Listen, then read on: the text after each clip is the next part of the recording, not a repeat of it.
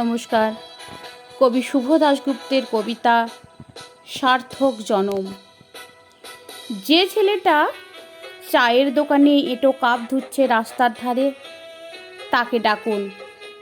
তার কানে কানে বলুন, সুজলাং সুফলাং মলয়জ শীতলাং। হ্যাঁ, বেশ সুন্দর করে বলুন। যে মেয়েটা চাকরির নাম করে বনগাঁ কিংবা চাকদা থেকে রোজ সকালের ট্রেনে সেজে গুজে শহরে আসছে, শরীর বেচে চাল ডাল নুন কিনতে, তাকে ডাকুন। তার কানে কানে সুরেলা কণ্ঠে বলুন, সার্থক জনম আমার, জন্মেছি এই দেশে।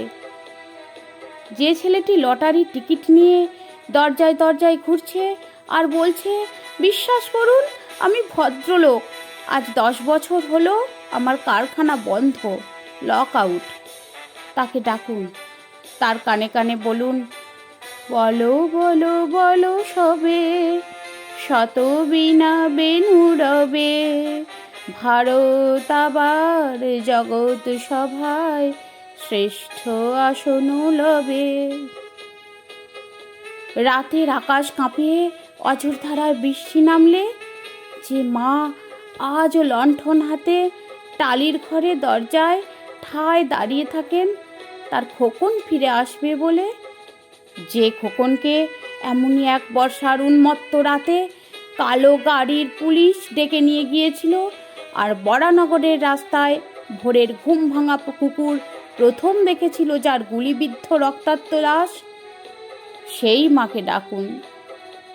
তার কানে কানে বলুন, হাম বুলবুলি है इसकी, ये गुलसिता हमारा हमारा सारे जहां से अच्छा।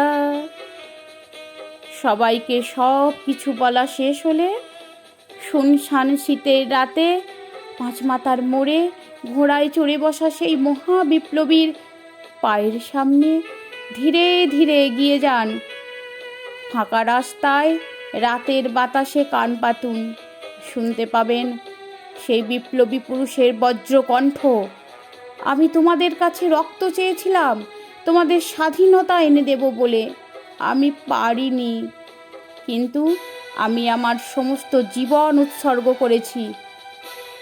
আর তোমরা তোমরা নমস্কার।